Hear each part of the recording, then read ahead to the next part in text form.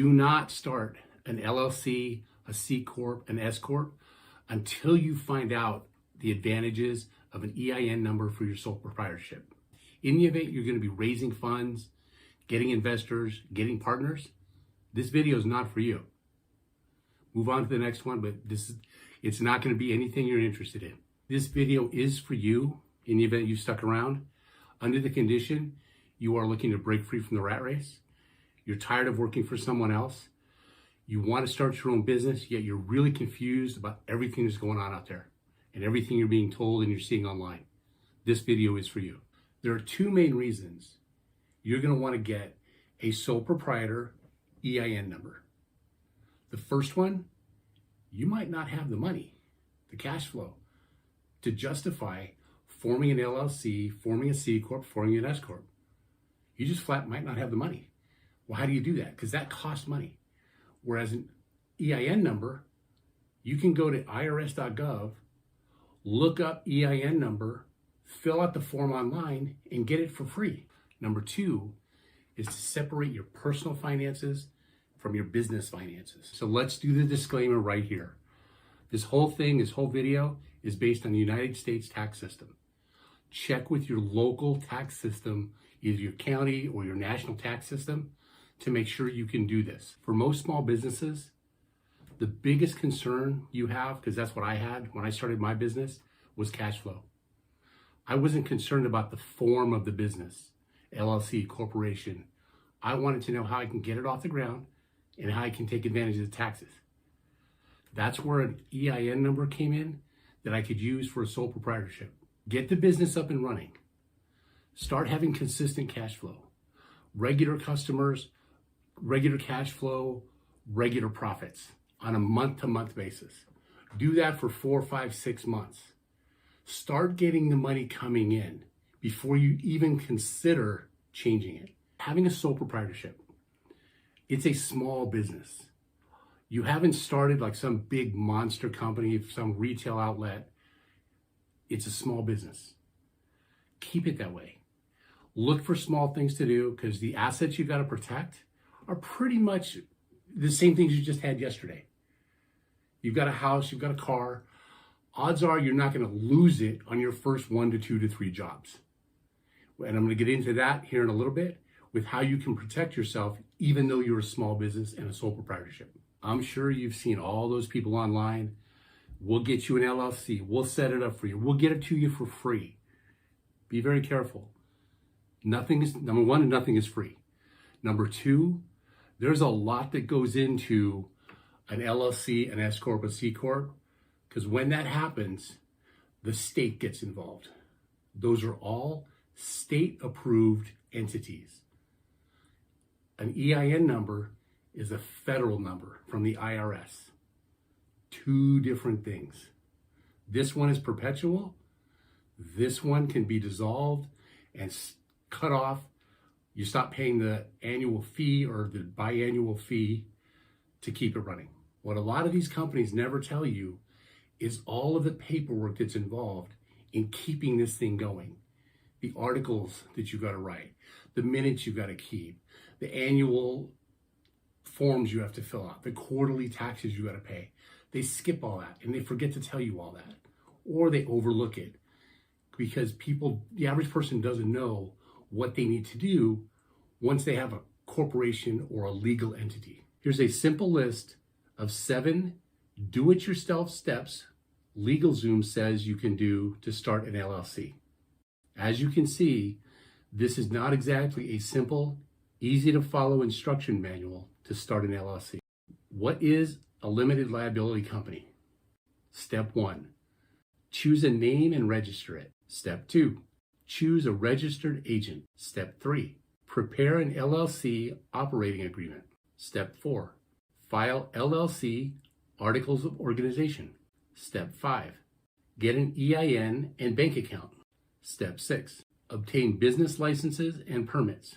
Step 7, get tax advice and file any required forms. Now, along with those 7 steps, here are 5 more things you need to do.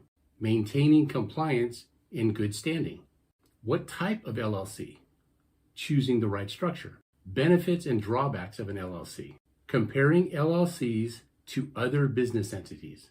And last but not least, do it yourself versus professional LLC formation. These are all things you can find on LegalZoom.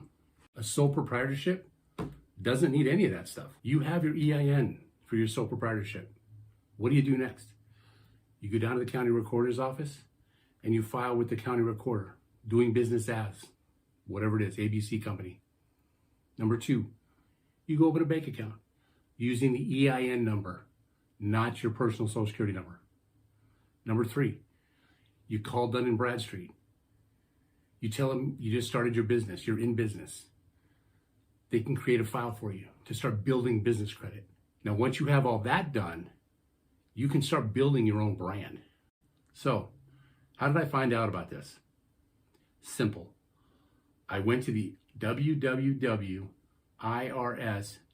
website and looked up sole proprietor, EIN number, and the employer identification number, understanding your EIN booklet, popped up. Download the booklet, then go to the table of contents, page 3, sole proprietor, and read what you are able to do with this EIN number. There are 5 reasons why you're going to want to get a sole proprietor EIN number. Number 1 reason is to separate your personal finances from your business finances. You can separate your personal finances from your business activities more effectively as a sole proprietor. This keeps the records and accounts separate. Number 2 is tax compliance. You can start tax planning and take advantage of various deductions and credits to minimize your overall tax liability. Number 3 is going to be building business credit. This is where you're going to want to set up a Dun & Bradstreet business credit account. Building a strong credit profile for your business is essential for long-term growth and financial stability. With a Dun & Bradstreet account, your business now has legitimacy from the standpoint that it is now in existence in the eyes of the creditors. This ultimately provides you with greater borrowing power, improved credibility, and increased opportunities for expansion. Number 4 in the group is perpetual existence. Unlike certain business structures, such as LLCs or corporations that may dissolve upon the departure or death of key members, a sole proprietor EIN offers perpetual existence. Regardless of any changes in the ownership or management, your business can continue to thrive and operate seamlessly with minimal disruptions. How is that, you might ask? How can that stay in existence and be perpetual? It's simple. The EIN number is a federal number. It doesn't go away. Whereas LLCs, corporations, they are all stuck to within the boundaries of the state. A federal EIN number can work in any state or any territory in the country. Hey, just wanted to remind you, remember to subscribe, hit the like button. Next week, you'll get the next set of videos. Have a great day. Number 5 is the ability to create your own brand identity. An EIN empowers you to establish a unique brand identity. By having a distinct legal entity, you can create brand awareness, build trust, and differentiate yourself from the competition. This enhances your marketing efforts and strengthens your position in the market, leading to increased visibility and potential customer loyalty. In the event you're going to be doing anything with people, in their home, around their home, outside their home, inside, whatever, to their car, anything, if you're doing some sort of repairs, you are going to want errors and omissions insurance. People love to sue these days. And for the dumbest things, they get a lot of money. You can protect your assets with a thing called errors and omissions insurance.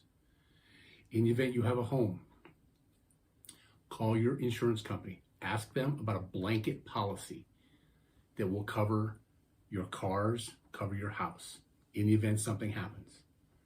You're selling products on Etsy, digital products, you don't need this. You're selling a book on Audible, you don't need this. You're selling products on Amazon, you don't need this.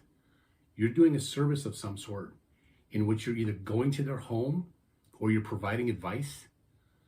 Make sure you cover your rear end. Okay, now you have those insurances, blanket, errors and omissions insurance. Those are still tax deductible. So don't think you're just throwing your money away. It's not like car insurance, okay? You can take these off your taxes. Biggest question comes down to, Where do I get these types of insurances? You can go to a company called The Hartford, a company called Chubb, CHUBB. You can go to Next Insurance, okay?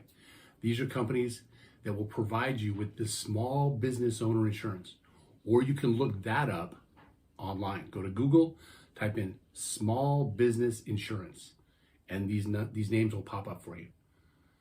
Other than that, I look forward to seeing you next time. Have a great day.